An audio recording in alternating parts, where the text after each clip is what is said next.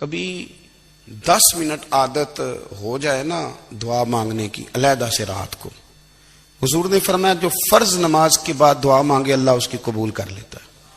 نبی پاک صلی اللہ تعالی علیہ وسلم نے فرمایا اللہ مسافر کی دعا قبول فرماتا ہے۔ حضور نے فرمایا اللہ مظلوم کی دعا قبول فرماتا ہے۔ حضور نے فرمایا بیمار سے دعا کراؤ اللہ اس کی دعا قبول فرماتا ہے۔ میرے نبی پاک نے فرمایا ماں باپ جب بھی اولاد کے لیے ہاتھ اٹھائیں، ویسے تے بلے شاہ تو آسمانی اڈ دیا ہی پھڑ دیں، جڑا گھر بیٹھا انہوں بڑھیا ہی نہیں۔ حضور فرمانے لگے ماں باپ جب بھی اولاد کے لیے دعا فرمائیں اللہ ان کی دعا کو قبول کرتا ہے۔ آپ اپنا تعلق بنائیں، دعا کے ساتھ، عبادت کے ساتھ، مصلی کے ساتھ رشتہ بنائیں، استغفار پڑھیں۔ صلاح الدین ایوبی صلیبی جنگوں میں تھے، رات کو مسجد اقصی میں نماز پڑھی تو پریشان تھے۔ ایک بزرگ سے ملاقات ہوئی تو وہ کہنے لگے کہ آپ بڑے پریشان ہیں۔ کہنے لگے حضور پریشان اس لیے ہوں کہ پہلے ہی مسلمان کمزور ہے، اب میں نے سنا ہے دشمن کا ایک بحری بیڑا وہ جنگی سامان سے بھرا ہوا آ رہا ہے، تو اب ان کے پاس اور تلواریں اور نیزے آ جائیں گے، مسلمانوں کے پاس پہلے ہی وسائل کی کمی ہے، پریشان ہو کس طرح کر کے مقابلہ کریں گے۔ یہ بات کہتے ہی صلاح الدین ایوبی نے بزرگوں سے کہا حضور آپ بھی دعا کرنا، دعا کی بڑی طاقت ہے۔ میرے نبی پاک نے فرمایا دعا مومن کا ہتھیار ہے، دعا مومن کا حضور نے فرمایا تقدیر کو سوائے دعا کے کوئی چیز نہیں بدل سکتی۔ دعا مومن کا ہتھیار ہے، یہ کافر کے پاس کوئی نہیں، یہ ہتھیار ہے مومن کا۔ اللہ کرے آپ کو سمجھ آئے، پھر سنیں، کئی بار کہہ چکا ہوں یہ ہتھیار ہے۔ کافر کے مقابلے میں جو تیرے پاس سب سے بڑا ہتھیار ہے وہ دعا ہے۔ دعائیں کرانی چھوڑ دی، کرنی چھوڑ دی، لینی چھوڑ دی۔ حضرت سیدنا انس بن مالک رضی اللہ تعالیٰ عنہ فرمایا کرتے تھے میں نے وہ رنگ دیکھا ہے جب حضور دعا مانگتے تھے اور حضور کی مقدس آنکھوں میں آنسو بھی ساتھ ہی بہا کرتے تھے، میں نے وہ انداز دیکھا ہے۔ تو صلاح الدین ایوبی بزرگ سے کہنے لگے آپ بھی دعا کیجیے، اور خود رونے لگے اور سر سجدے میں رکھ کے رونے لگے، اور عشاء سے لے کر فجر تک روئے، خوب روئے۔ صبح وہ بزرگ آئے تو صلاح الدین ایوبی کا خوبصورت اور ہنستا ہوا چہرہ دیکھا، کہنے لگے آپ بڑے خوش ہیں، رات تو میں نے بڑے روتے ہوئے دیکھا تھا۔ تو کہنے لگے حضور وہ جو بحری بیڑا آ رہا تھا نا وہ پانی میں ڈوب گیا ہے، اب وہ نہیں آ رہا، ابھی خبر آئی ہے تو میں بڑا خوش ہوں۔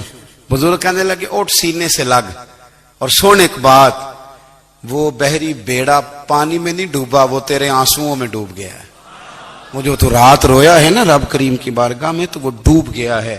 بھائی اپنا مصلی کا، عبادت کا، وظائف کا، اللہ اللہ کا سلسلہ اس کو مضبوط کرے، اپنی دعاؤں کے تعلق کو مضبوط کرے۔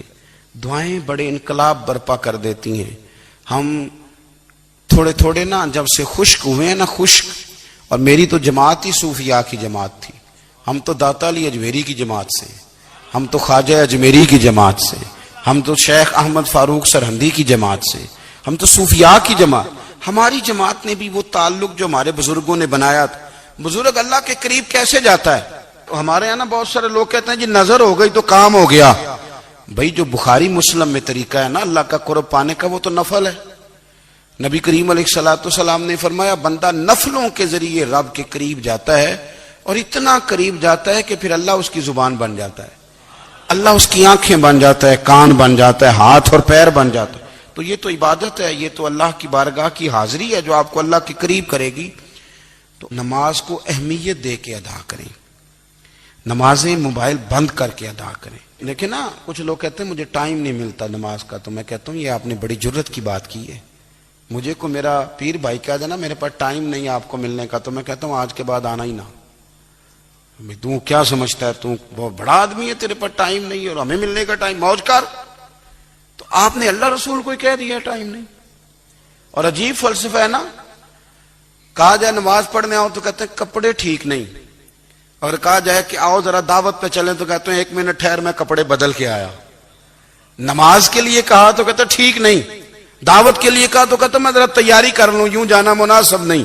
یہ معاملہ ٹھیک نہیں۔ رب تو فرماتا ہے کہ جب تو مسجد میں آ تو زینت اختیار کر کے آ، خوب ذوق سے دعا مانگیں، خوب شوق سے نماز پڑھیں، خوب استغفار کا مزاج بنائیں۔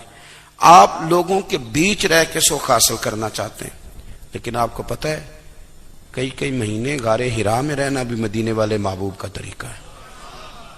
ہر سال اعتکاف بیٹھنا الگ سے، یہ بھی حضور کا طریقہ ہے۔